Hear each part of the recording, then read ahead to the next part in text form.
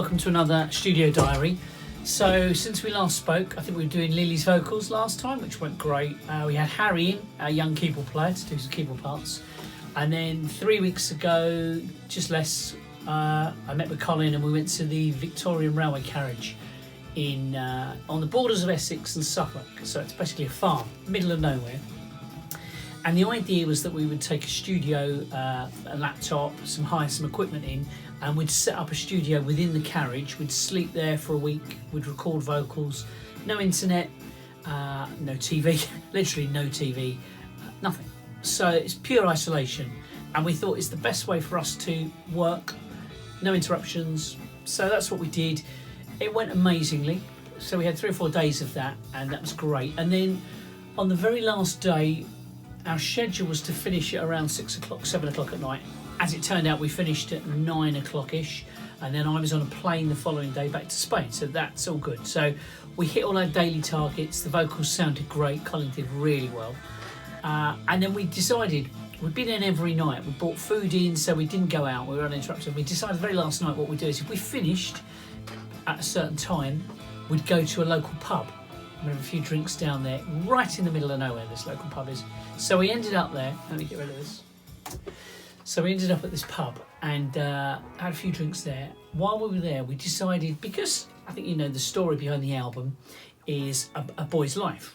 And each song relates to a chapter in his life. So we decided it would be a really good idea to perhaps podcast each section so people that are interested in the album or buy the album can learn more about the song and the lyrics and the story behind it from the composer's viewpoint. So you get the inside rail of it.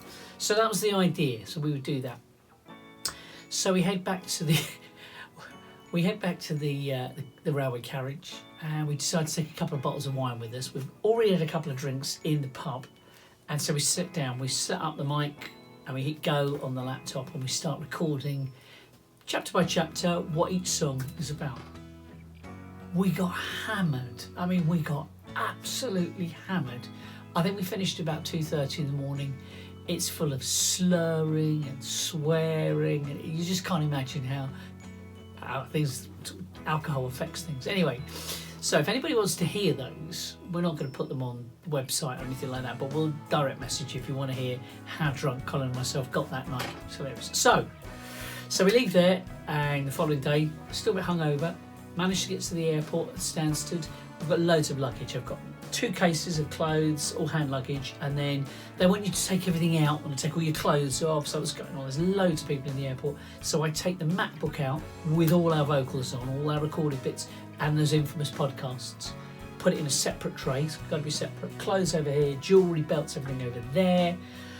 And then they make you wait. They pulled my case because they had loads of cables and things in it, so they pulled out to examine that. But there's a massive queue. And I'm waiting for this queue, and just kind of forgot myself, a bit hungover, and I forgot the laptop.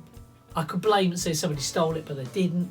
I just picked up all my other trays and bits and pieces, and I was getting dressed again, and I put the laptop down, and I forgot it. And I didn't remember until I got back to Spain about midnight, and I opened my case and realised it was gone.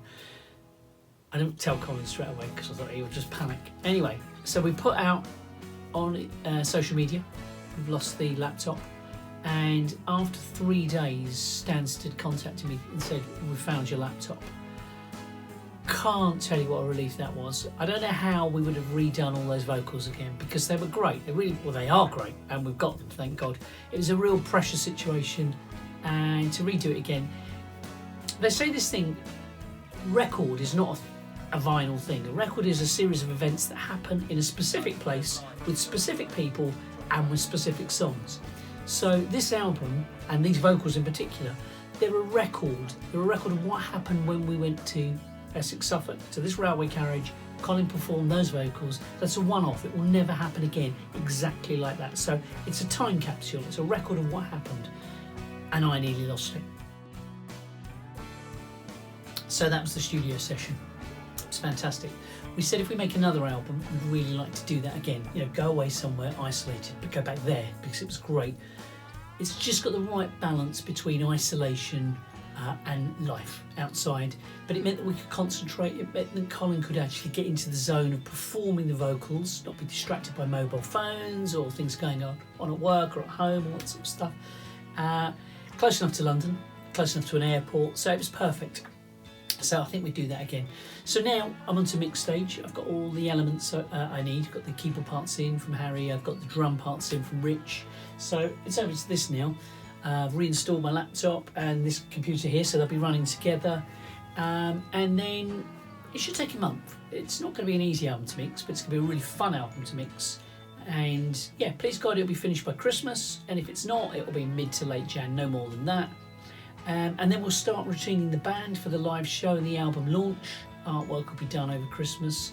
So we're on schedule. We're maybe a little bit behind, maybe a month behind, no more than that. But I think it's going to be worth it. So hopefully I'll do one more studio diary when I'm mixing. If I don't, thank you for all your support again. We really appreciate it. We're really, really looking forward to letting you hear the album next year. Maybe there'll be some snippets coming out before it's actually released. So if we don't speak before Christmas, have a great one and look forward to delivering the album for you next year. Okay, take care.